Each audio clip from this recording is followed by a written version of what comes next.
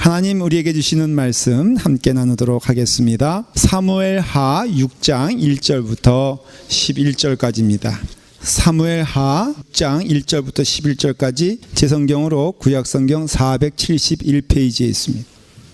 다윗이 이스라엘에서 뽑은 무리 3만 명을 다시 모으고 다윗이 일어나 자기와 함께 있는 모든 사람과 더불어 발 알레유다로 가서 거기서 하나님의 궤를 메우려 하니 그 궤는 그룹들 사이에 좌정하신 만군의 여호와의 이름으로 불리는 것이라. 그들이 하나님의 궤를 새 수레에 싣고 산에 있는 아비나답의 집에서 나오는데 아비나답의 아들 웃사와 아효가 그 새 수레를 모니라. 그들이 산에 있는 아비나답의 집에서 하나님의 궤를 싣고 나올 때에 아효는 궤 앞에서 가고 다윗과 이스라엘 온 족속은 잣나무로 만든 여러 가지 악기와 수금과 비파와 소고와 양금과 제금으로 여호와 앞에서 연주하더라.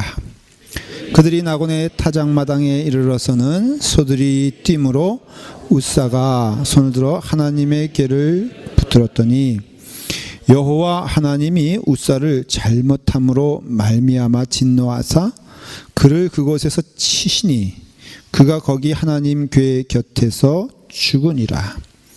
여호와께서 웃사를 치심으로 다윗이 분하여 그것을 브레스 웃사라 부르니 그 이름이 오늘까지 이르니라. 다윗이 그날에 여호와를 두려워하여 이르되 여호와의 궤가 어찌 내게로 오리요 하고 다윗이 여호와의 궤를 옮겨 다윗성 자기에게로 메어가기를 즐겨하지 아니하고 가드 사람 오벳 에돔의 집으로 메어간지라. 다 같이 읽겠습니다. 여호와의 궤가 가드 사람 가본에돔의 집에 석 달을 있었는데 여호와께서 오벳 에돔과 그의 온 집에 복을 주시니라. 아멘. 기도하겠습니다.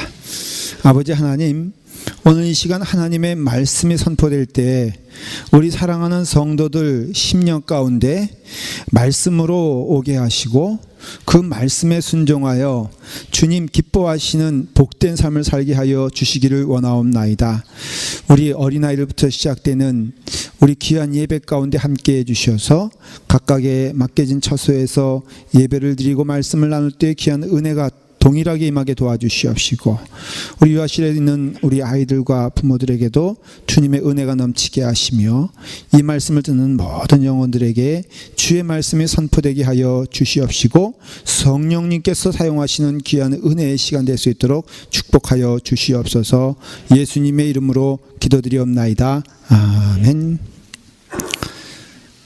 오늘 말씀의 제목이 하나님의 뜻이 우리와 충돌하실 때에 대한 말씀을 드리려고 합니다. 하나님의 뜻이 우리와 충돌할 때에는 크게는 두 가지 이유가 있습니다. 첫째는 바른 신앙이 없기 때문에 그렇습니다. 그래서 우리가 항상 말씀을 근거하여서 나의 신앙을 늘 주님께로 집중하고 하나님의 뜻에 맞는 신앙생활하는 것은 대단히 중요합니다. 그래서 신앙이란 것은요, 무엇을 이렇게 이루고자 빨리 가는 것이 중요한 게 아니라 분명히 어디로 가고 있는가를 아는 것이 더 중요하다는 것을 잊으시면 안 됩니다. 여러분들이 말하는 것, 여러분들이 행하는 것, 이게 굉장히 중요한 것이죠. 오늘 우리가 찬양제를 하는데 이렇게 찬양을 하기 위해서 이렇게 나오는 것 보니까는 제가 이건 단순한 질문인데 찬양을 왜 하십니까? 네, 너무나 당연한 얘기. 이걸 잊지 말라 이거. 네. 혹시 대답은 그렇게 놓고 마음속에는 이번에 우리가 본때를 보여줘야지. 무시했던 우리 그런 심리가 있잖아요. 우리가 무시당했던 이거 이제는 되갚아줘야지. 그게 아니라 하나님께 영광 돌리는 찬양하는 우리 여선교회 찬양이 되기를 간절히 바랍니다. 이게 중요한 거잖아요. 그리고 두 번째 이유는 왜 하나님과 우리가 충돌하나? 두 번째는 이게 참 이상한 얘기일 수 있는데 이유가 없습니다. 하나님께 성실을 다해도 하나님과 더불어 길을 가면서도 우리가 어려움 만날 때 있잖아요. 교회가 온전히 주님의 뜻에 순종해도 고난 만날 때 있잖아요. 이거는 사실은 이유를 찾기보다도 하나님께 더 나아가게 하기 위한 하나님의 축복인 줄 믿으시길 바랍니다. 내가 성심을 다해서 주님의 일을 하더라도 어떻게 보면은 하나님과 충돌하는 것처럼 생각될 때가 있다는 것이죠. 오늘 여기는 두 사람이 나옵니다. 한 사람은 웃사라는 사람이고요, 한 사람은 다윗이라는 사람입니다. 웃사라는 사람은 하나님과 충돌한 이유가 있습니다. 그것을 제가 이제 말씀을 드릴 겁니다. 두 번째는 다윗도 충돌을 하는데 하나님과 이 다윗의 충돌은 어떤 잘못이 있기 때문에, 아니면 하나님을 거역했기 때문에, 아니면 다윗의 죄 때문에 일어난 사건이 아니라 이 다윗의 입장에서 보면은 이것은 참 이해하기 어려운 사건이에요. 근데 이런 이해하기 어려운 사건 중에서도 너 하나님 계속 믿을래? 이것이 다윗에 대한 질문인 것입니다. 첫 번째 뭐라고요?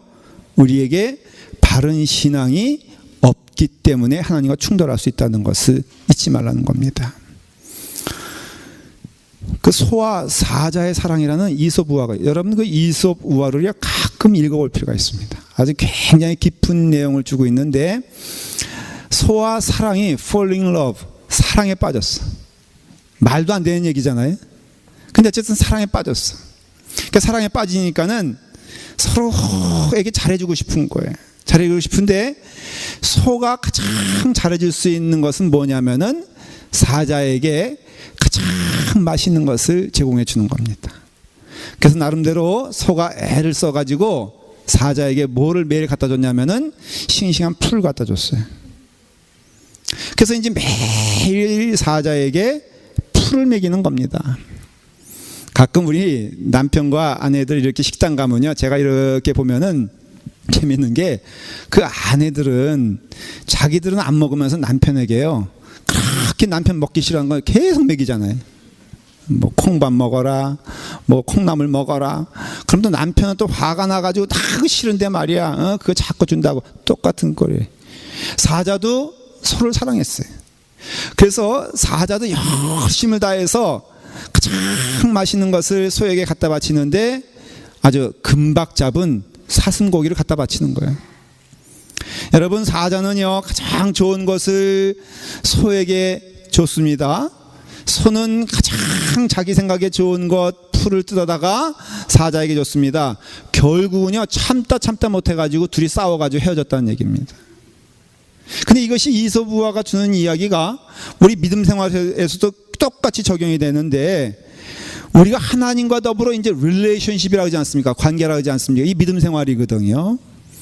그러면은 성경을 봐도 우리는 분명히 알 수 있는 것은 하나님이 기뻐하시는 뜻을 행하는 것이 우리의 삶의 기쁨이라는 것이에요. 믿음 생활은요 철저히 그 무게중심이 하나님께 있어요. 하나님 또한 어떤 의미에서는 그 무게중심이 우리에게 있는 것을 봐요. 왜? 독생자 예수 그리스도를 십자가에 달려 죽이시기까지 우리를 사랑하시는 하나님이라고 분명히 얘기하고 있으니, 우리가 우리의 눈으로 봤을 때 야 내가 열심을 다했는데 노력을 했는데 이게 아니라 하나님이 기뻐하시는 믿음 생활, 하나님이 정하신 뜻을 따라서, 성경을 보면 조금 더 구체적으로는 하나님이 정하신 법을 따라서 살아가는 것이 믿음 생활이에요.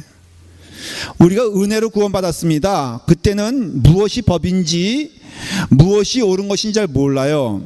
근데 은혜 받은 다음에는 반드시 우리 성도들을 하나님은 말씀으로 이끌어 가시거든요. 그래서 여러분들 은혜 받으면요 빨리 말씀으로 돌아오지 않으면은 방향을 잃게 됩니다. 그래서 말씀으로 오면요 하나님 기뻐하시는 것, 하나님 즐거워하시는 것, 하나님 원하시는 것이 이 말씀 가운데 있어요. 우리의 삶을 통해서도 예를 들어서 지난주에 말씀을 드렸지 않습니까? 용서하는 삶이 기쁜 삶입니까? 그냥 원수 끝까지 가져가는 것이 기쁜 삶입니까? 네? 용서하는 삶이죠. 이거는 하나님 말씀 가운데 있다는 것이죠. 이와 같이 하나님의 말씀이 우리 가운데 이루어지는 것이 즐겁고 기쁜 일이라 이거예요.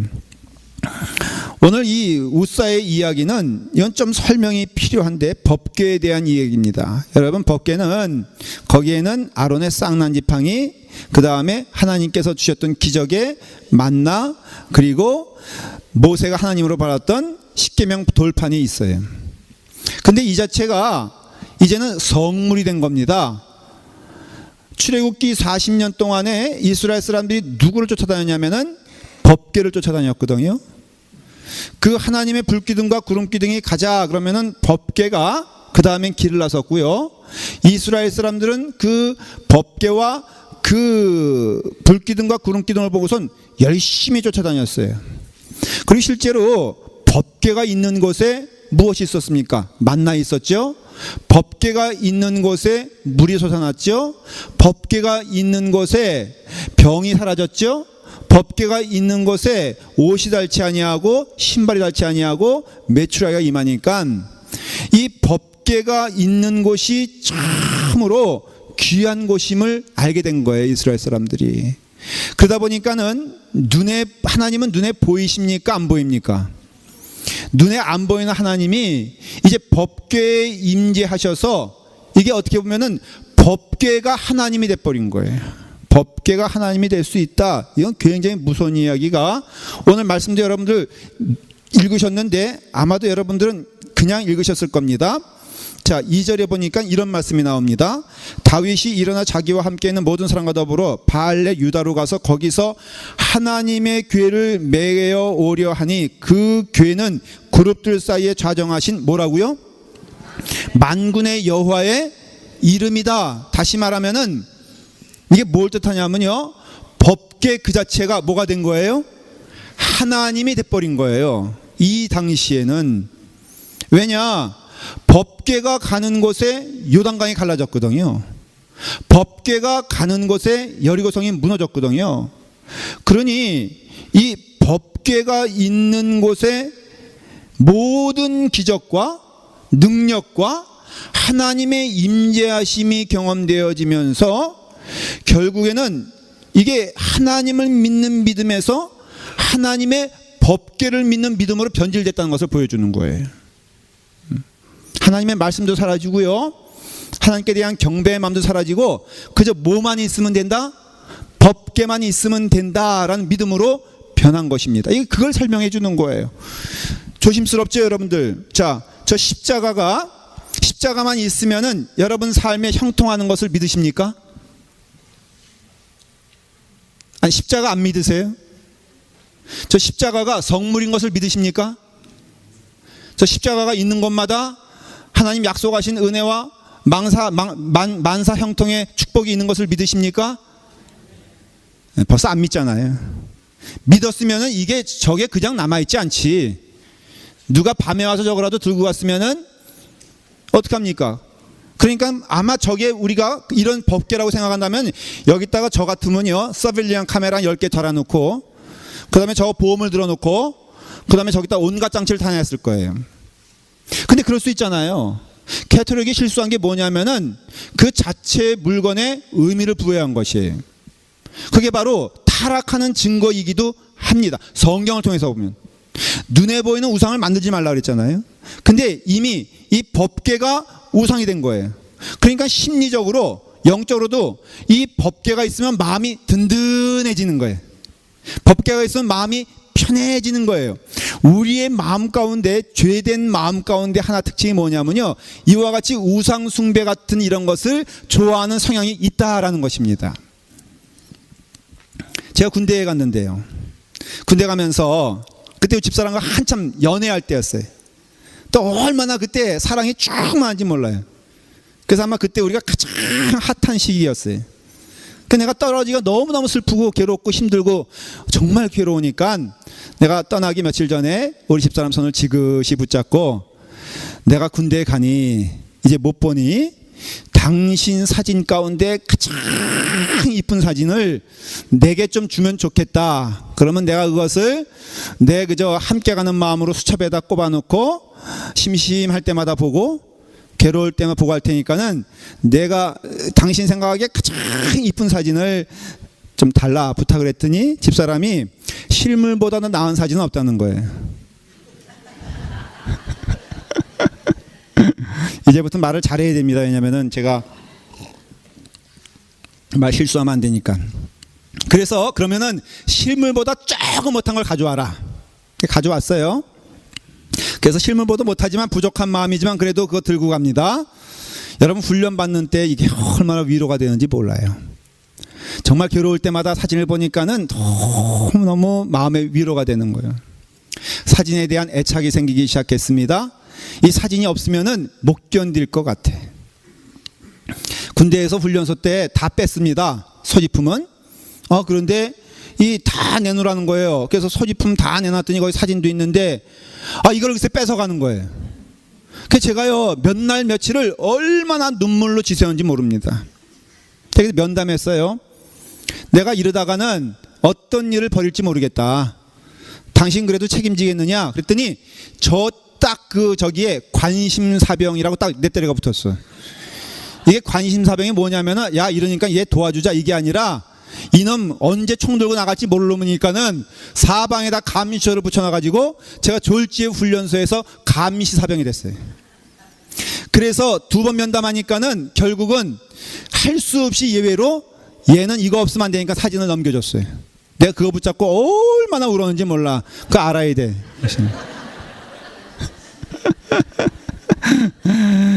군대 자대 한다면은 미스 백두산을 뽑는다 그래가지고 제가 사진을 출품했어. 우리 집사람 다 그 군대에서는 그런 거 해요. 미스 백두산 부대였거든. 근데 거기 나가면은 뭐냐면 1등하면 휴가증을 받는 거예요. 누구나 다 내놨지. 근데 아쉽게도 떨어졌어요. 2등으로. 왜냐하면은 첫 번째 낸 친구가 어디서 유진 영화배우 사진을 갖다 붙여가지고 그거 아니면 1등인데. 자 여러분 제가요 애착이 되는 겁니다. 그러니까는 이것이 마치요 이것만 있으면 기도도 그때 안 해. 그냥 이것만 있으면 되고 없어지면 불안하고. 이게 바로 뭐냐면요 법궤의 성물과 똑같은 거라 이거예요. 우리 마음 가운데 이것만 있으면 되지, 이것만 있으면 위로가 되지. 오죽하면요 이스라엘 사람들이 이제 이거에 대해서 이 법궤에서 얼마나 집착하냐는 사무엘서에 잘 기록이 되어 있어요. 시대가 흘러가지고 이제 요단강을 건너고 법궤가 자리를 잡았습니다. 실로에 자리를 잡습니다. 그때 여러분 그 실로에 엘리라는 사람이 대제사장이에요. 그리고 엘리의 아들들이 홈니와 비느하스라는 사람이 이제 아들들이 관리하고 있는데 이게 얼마나 엉터리냐면요 교회 성전의 모든 것 다 자기 것처럼 생각하고 취하고 강탈하고 훔치고 그 다음에 성전에서 일하는 여인들을 겁탈하고 하는 내용들이 아주 신랄하게 기록되어 있어요. 그러니까 신앙 없는데 이제 블레셋과 싸울 때 이 제사장들이 나와서 싸웠습니다. 그때는 마치 사사들처럼 싸웠는데 전투에서 3,000명이나 몰살당하는 그 패배를 블레셋 군대에게 당하게 됩니다. 졌잖아요. 불안하잖아요. 그러니까는 이 홈리와 비느하스가 생각한 게 뭐냐면은 하나님의 법궤만 있으면 되겠거니 라고 해서 하나님의 법궤를 끌고 전쟁터에 나갑니다. 3만 명이나 되는 군사를 이끌고 나가는데 너무 놀라웠게도 하나님의 법궤가 갔음에도 3만 명의 구대가 몰살당하는 패배를 당하고 홈리와 비느하스도 전멸당해서 죽게 되고 그것을 들었던 엘리 아버지도 그 엉터리 대제사장도 놀래가지고 의자에서 떨어져서 목이 떨어져서 죽었다라는 얘기가 성경에 나오고 있습니다. 여러분 법궤가 정말로 능력이 있습니까? 네, 능력이 있습니다. 그 다음에 법궤가 이제 블레셋 사람들의 손에 잡혀가지고 어떻게 보면 포로로 끌려가지 않습니까? 그래서 다곤 신전에 떡하니 갖다 놓습니다. 왜? 이 이스라엘의 신 하나님 여호와라는 이 신이 자기네 다곤 신에게 졌으니 이제는 노예 생활해라 그런 뜻으로 다곤 신의 신전에다가 법궤를 갖다 놓은 거예요. 근데 그 다음날 딱 됐는데 블레셋 사람들이 놀랄 일이 벌어졌습니다. 다곤 신의 신전에 있던 신상들이 다 모가지가 댕강댕강 잘려가지고 다 엎어져 누워있는 거예요. 그 중심에는 법궤가 있는 겁니다. 이야 이 법궤가 이게 보통이 아니구나. 그래가지고 이 법궤를 빨리 다곤 신당에서 빼내가지고 아스도라는 곳에 보내는데 그만 아스도에 이상한 종양이 생기기 시작합니다. 또 이것을 가드라는 곳으로 옮겼습니다. 또 가드에서도 똑같이 질병이 넘치기 시작하는데 독종이 퍼지기 시작한 거예요. 이것이 옮겨서 에그론까지 왔는데 에그론 사람들이 심하게 반발합니다. 이거 우리 마을에 오면 다 죽습니다. 그래가지고 결국은 그 법궤를 이스라엘 땅으로 돌려보내게 됩니다. 보낼 때 소의 수레를 끌게 하고 돌려보내는 것이. 그래서 이제 돌아갔습니다. 법궤가 무려 7달 만에 벳세메스란 곳으로 돌아오게 됩니다. 근데 여러분 놀라운 것은 그 법궤의 뚜껑을 열었어요. 이스라엘. 왜냐하면 궁금했기 때문이에요. 궁금해서 열어봤는데 열어서 본 사람들은 다 죽었습니다. 여러분 법궤는 능력이 있습니다. 법궤는 파워가 있습니다.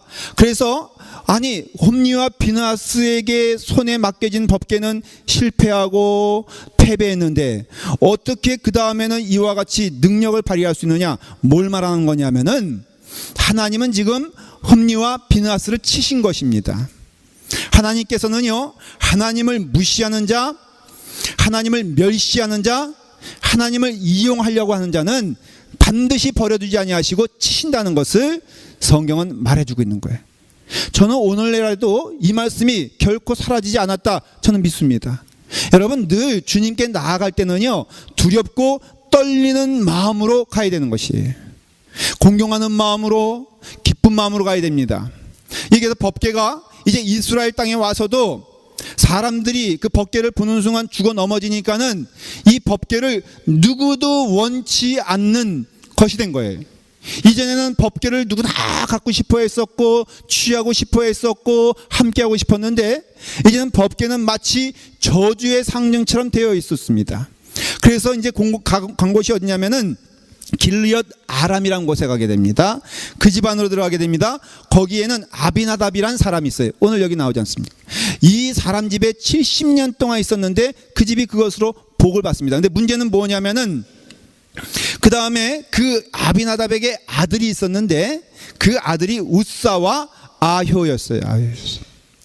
오늘 보니까는 이 우사라는 사람이 나곤의 타작마당에까지 이르러 법궤가 옮겨지는데 소를 통하여서 수레를 끌게 하고 옮기는 과정에 이 소가 뛰니까는 이 법궤가 흔들릴 것 같으니까 쓰러질 것 같으니까는 이 우사가 손을 잡아서 법궤에 손을 대니까는 저주받아 죽었다 이렇게 이해를 합니다. 근데 그것은 잘못된 해석인 게 우사는 틀림없이 이 법궤를 관리하고 70년 동안 함께한 사람이란 뜻은 이 집안이 레위 집안이란 것을 알 수가 있는 거예요. 성경에 나와 있지 않아요. 그렇지만 분명한 것은 이 우사가 늘 법궤를 관리했고 소중히 여겼고 그 다음에 손으로 또 먼지를 닦아가면서 이 우사가 법궤에 손을 대지 않았을 리가 없었다는 것입니다. 그러니까는 우사가 이 시간에 손을 댔기 때문에 죽은 것이 아니라 바로 우사의 마음 가운데 하나님이 기뻐하시지 않을 마음이 있기 때문에 우사는 하나님의 징벌을 받은 것이다 라는 것이 맞는 것입니다. 대체 그것이 무엇일까? 무엇이 우사를 그렇게 치게 하셨을까? 첫째는요, 하나님께서 정하신 법에 의해서 수레가 옮겨지지 않았다는 것을 알 수가 있어요. 하나님께서 정하신 법은 뭐냐면은 레위 사람들이 그 어깨에다가 법궤를 메고 하나님의 사람들이 옮기는 것이 법궤를 옮기는 법이었어요. 이것은 다윗도 알았습니다. 그래서 다윗 보면요, 그 3절에 뭐라고 되어 있냐면은 저희가 하나님의 궤를 새 수레에 신고 산에 있는 아비나답의 집에서 나오는데 아비나답의 아들 우사와 아효가 그 새 수레를 모니라 역대상 15장에 기록되어 있는 말씀이에요. 역대상 15장에 다윗도 알았어요. 이 장면이 똑같이 역대상에 기록되어 있는데 하나님의 궤는 수레가 아니라 제사장들이 어깨에 메고 가는 것이다 그랬는데 이 흠리와 이 우사가 뭐라고 생각했냐면은 여태까지 수레를 소로 끌어왔으니까 소로 끌어도 된다고 생각했던 거예요. 그래서 다윗도 그런 생각을 가지고 있었지만은 어깨에 매인다고 생각했지만은 이 우사는 이미 그가 70년 동안 관리하고 돌봐오면서 이 법궤에 대해서는 나만큼 아는 사람이 없다라는 마음이 들었고, 두 번째는 두려운 말씀이 뭐냐면은 이 우사는 이미 이 법궤는 누구의 것이다? 내 것이다 라는 생각이 가지고 있었던 거예요. 여러분, 법궤는요 큰 것이 아닙니다. 이렇게 가로는요 110cm고요 그 다음에 이렇게 세로는 45cm예요 그러니까 그렇게 큰 물건이 아닌 것입니다. 근데 이것이 있음으로써 그 집안이 복을 받았는데 우사가 늘 그것을 기뻐했어요. 그래서 6절 하반절에 보면 한번 6절을 다 같이 읽어보도록 하겠습니다. 자, 읽도록 하겠습니다. 시작. 그들이 나곤의 타작마당에 이르러서는 소들이 뛰므로 우사가 손을 들어 하나님의 궤를 붙들었더니 그랬죠. 여기서 붙들었더니 라는 말은 뭐냐면은 이것이 내 소유이니 내 것이니 내가 돌봐줘야 되겠다라는 마음이었다는 것을 표현하는 것이에요. 원어적으로 보면 무슨 말이냐, 이미 이 시간에 와서는 우사가 어떤 생각이냐면은 이 하나님의 법궤는 누구 것이다? 이건 내 것이다 라는 마음을 가지고 있었고, 그래서 정성을 다했지만은 그 다음에 헌신을 했지만은 그러나 그 동기가 뭐냐면은 이것이 누구 것이니? 이것이 내 것이니, 이것만 있으면 복이 되니, 이것만 있으면은 우리에게 축복을 주니, 이것은 누구 것이 아니라 내 것이다 라고 생각하고, 내가 그러니 내가 돌보고 내가 관리하고 내가 소중히 여기면 된다라는 마음이 있으니, 하나님은 지금 뭘 말씀하시냐면은 내가 언제 인간의 손에 붙잡힌 적이 있느냐, 언제 너의 소유가 내가 되었느냐 라고 말씀하시면서 우사를 치신 것이다 라는 것이에요. 사랑하는 성도 여러분, 여러분 기억하셔야 될 것은요, 우리에게 있어서는 하나님의 그 궤가 내 것이 아님을 기억하셔야 됩니다. 여러 가지 사건들이 사무엘상에 나오지 않습니까? 하에 나오지 않습니까? 홈리와 비느하스도 바벨론과 블레셋과 싸울 때 그런 고난을 겪지 않습니까? 다 뭡니까? 그게 뭐냐면은 이 모든 것, 이것이다 내 것이다 라고 생각할 때 하나님은 이것이 네 것이 아니라 나의 것이고 나는 나다라는 것을 보여주는 것이에요. 믿음 생활에 있어서 우리가 기억해야 될 것이 무엇이냐면요, 우리가 하나님 말씀 위에 서 있으면 안 되고, 우리가 하나님 위에 서 있으면 안 되고, 언제나 우리의 믿음 생활은 하나님 말씀하여 주시옵소서 우리는 순종하겠나이다 라는 신앙 고백 위에 서 있는 것이 교회고 하나님의 역사라 하는 것입니다. 여러분, 오늘 이 시간에 우리를 점검해 보아 우리가 베르사 우사 정말로 하나님이 치셨다 그런 뜻이거든요. 하나님이 치시는 일이 없도록 우리를 점검하여 하나님 뜻에 순종하는 우리가 되기를 바랍니다. 여러분, 우리가 하나님을 이용하여 나의 성공을 바라는 것이 아니라 하나님께 철저히 순종하며 하나님이 기뻐하시는 일이 무엇일까? 하나님 말씀을 묵상하며 하나님 말씀대로 살아가며 하나님의 뜻이 무엇인가를 깨닫는 것이 믿음 생활에 있어서 너무나 중요한 일이 되고 있다는 것을 보여주는 것이에요. 저희 라팔막 교회는 하나님 뜻에 절대적으로 순종하는 그런 교회가 되기를 간절히 축원합니다. 하나님의 약속이 있는 그 은혜가 우리 가운데 넘친다는 것이죠. 두 번째는 다윗에 대한 말씀인데요, 다윗을 보면은 다윗은 이 모든 과정에 있어서 어떻게 보면은 그냥 날벼락 맞은 꼴이 된 거예요. 얼마나 기쁜 마음이었습니까? 보십시오. 법궤를 옮기는데 병사라면 한 30명 정도면 충분합니다. 그 큰 것도 아니고, 그리고 그것을 옮기는 데는 그렇게 큰 병력이 필요하지 않았는데 다윗은 얼마나 많은 병력을 보내냐면은 3만 명이나 되는 병력을 보내게 됩니다. 그러니 얼마나 기뻤어요. 그리고 거기에 찬송을 부르면서 함께 다윗이 뛰고 즐거워하고, 나중에는 다시 한번 이 법궤가 예루살렘으로 오게 될 때 다윗이 얼마나 신명이 났는지 뭐가 벗겨지도록? 속옷이 벗겨지도록 춤을 췄다라는 이야기가 나옵니다. 그러니 다윗은요 참 보면은 믿음의 사람이에요. 다윗의 특징이 뭐냐면 두 가지입니다. 하나는 순종의 사람이고요, 두 번째는 하나님께 물어보기를 즐거워한 사람이에요. 그래서 다윗을 보면요, 사무엘 하 5장에 보면 이런 내용이 나옵니다. 다윗이 여호와께 물어가로되 내가 블레셋 사람에게로 올라가리까 여호와께서 저희를 내 손에 붙이시겠나이까. 그러니까 다윗은 뭐냐면요, 무슨 일을 할 때마다 하나님께 물어봤어요. 하나님께 여쭤봤습니다. 하나님을 하나님으로 인정하고 하나님 내가 이번에 길을 갈까요 말까요? 근데 재미있는 것은 하나님은 그럴 때마다 야 구차케 뭘 나에게 물어보냐 말씀하지 아니하시고 그 다음에 하나님께서 다윗에게 말씀하시되 올라가라. 그러니까 다윗이 시시콜콜 물어보면 하나님도 시시콜콜 대답하더라는 것이에요.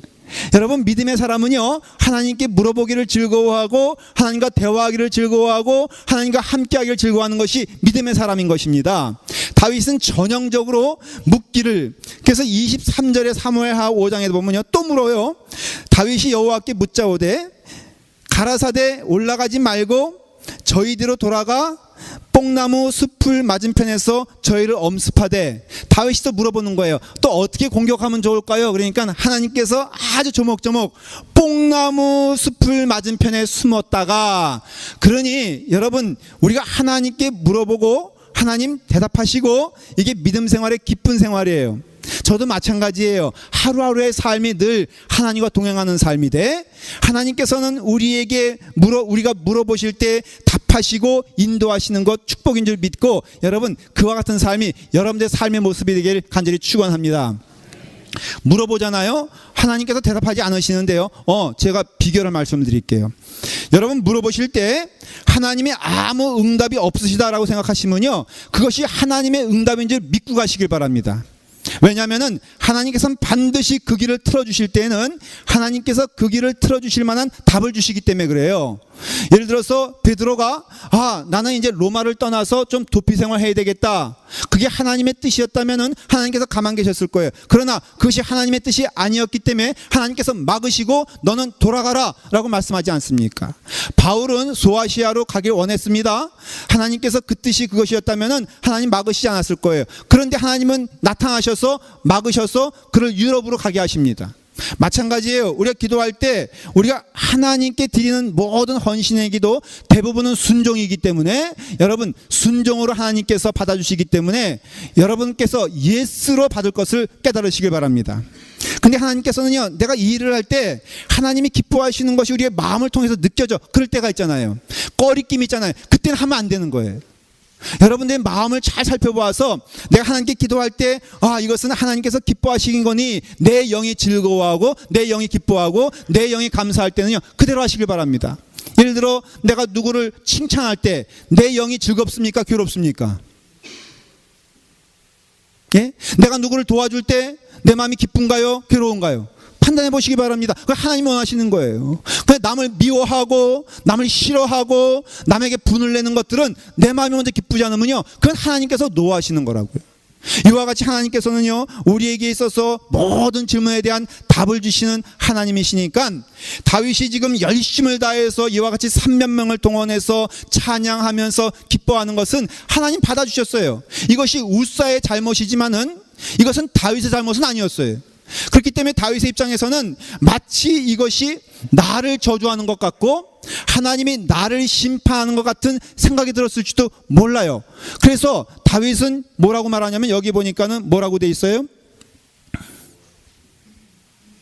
8절에 보면은 여호와께서 우사를 치심으로 다윗이 분하여 그것을 베레스 우사, 하나님이 우사를 치셨도다. 마음 가운데 분함이란 것은요 당혹함, 안타까움, 슬픔 이런 것이 다 포함된 거예요. 어떻게 하나님께서 내가 이와 같이 하나님께 영광을 돌리며 하나님을 기뻐하며 하나님의 교회가 예루살렘에 오는 것이 내 집이 건축되는 것보다 더 즐겁고 감사하다고 고백하고 있는데 어찌하여 하나님이 이와 같은 시련을 주십니까? 라고 할 때 하나님께서 응답하지 않았어요. 그래서 마음이 분했던 거예요. 근데 여러분 다윗은요 3개월 후에 그와 같은 것을, 하나님께서 그와 같은 일 했던 것을 잊어버리고 더욱더 하나님의 교회를 예루살렘으로 모시는 일을 하면서 결국에는 모시고 옵니다. 그러니 하나님은 다윗을 저주한 게 아니에요. 다윗은 하나님의 일을 하면서 시련당했지요, 어려움 만났죠, 고통을 맛봤죠. 그렇지만은 내가 하나님의 길을 가는 데 있어서 하나님께서 함께 하신 것을 믿고 설사 하나님이 나를 버리시는 것 같은 그런 경험을 할 때라도 멈추지 아니하고 하나님의 길을 갔던 것을 볼 수가 있어요. 요셉의 사람 보십시오. 요셉이 뭐가 잘못해서 그가 노예로 팔렸으며, 요셉이 뭐가 잘못해서 감옥에 갇혔으며, 그런데도 요셉은 전혀 불평하지 아니하고 하나님께서 다 허락하신 일이라고 믿고 감사함으로 나가지 않습니까? 이게 믿음의 사람의 특징 아닙니까? 아브라함도 마찬가지죠. 다니엘 보십시오. 그가 뭘 잘못했다고 그가 사자굴에 갇히는 그런 고통을 겪습니까? 그렇지만은 다니엘은 사자굴에 갇혀도 하나님은 하나님인 거예요. 하나님을 기뻐하고 하나님을 즐거워하는 그 삶을 멈추지 않았어요. 이럴 때 사실은 질문이 뭐냐면, 저는 오늘 설교의 제목 가운데 하나가, 제목이 하나님의 뜻이 우리와 충돌하실 때지만 또 다른 제목은 뭐냐면은 우리가 이해하지 못할 때라고 전 짓고 싶었어요. 여러분, 우리가 이해하지 못할 때라도 하나님은 우리를 사랑하시는 줄 믿으시기를 바랍니다. 우리가 하나님의 길을 갈 때라도 우리에겐 시련이 있을 수 있고요, 우리가 정성을 다해서 하나님을 섬긴다 하여도 고통이 있을 수가 있고요, 때로는 하나님도 나를 외면하신다는 생각이 들 정도로 어려움 만날 때라도 다윗의 믿음은 어떤 믿음이냐, 그 마음의 섭섭함도 금방 털어버리고 하나님을 향한 마음, 하나님을 기뻐하는 마음, 결국에는 하나님이 다윗을 축복하고 온전한 길로 인도하지 않습니까? 이런 믿음이 우리 가운데 임하기를 간절히 축원합니다. 여러분, 때로는 이해하지 못하는 일을 만나도, 내가 선한 일을 하는데도 이와 같이 시련이 임하니 하나님도 나를 버리시는 것인가, 이게 아니라 우리가 이와 같이 주님의 길을 갈 때는 이것이 하나님이 기뻐 받아주신 줄 믿는다면은, 때로는 우리가 시련 만나고 때로는 우리가 어려움 만나도 다윗과 같이 끊임없이 그 일 가는 우리가 되길 바랍니다. 여러분, 하나님의 뜻이 우리와 충돌할 때에는 이유가 있는데, 첫째는 우리가 하나님 말씀에 불신한 것이요, 두 번째는 이유를 알지 못하는 그때라도 하나님께 영광 돌려서 하나님의 영광 가운데 우리가 살아가는 축복된 백성 되기를 간절히 축원합니다. 기도하겠습니다. 아버지 하나님, 때로는 우리가 가난에 처할 때라도 하나님께 영광 돌리는 삶이라면은 멈추지 않게 하여 주시옵소서. 우리가 간절한 마음으로 하나님께 나아갈 때라도, 시련 만날 때 아버지 하나님, 우리의 발걸음을 멈추지 아니하고 끝까지 주님의 길 갈 수 있는 우리 되게 하여 주시옵소서. 우리의 생각으로 이해가 되지 않는다 할지라도 아버지 하나님, 그 이해를 넘어서 하나님께 절대적으로 순종할 수 있는 믿음의 사람 될 수 있도록 인도하여 주시옵소서. 아버지 하나님, 믿는 자에게 은혜 주시고 축복 주시고 또한 영생을 허락하여 주셨사오니 우리가 믿음대로 나갈 수 있도록 이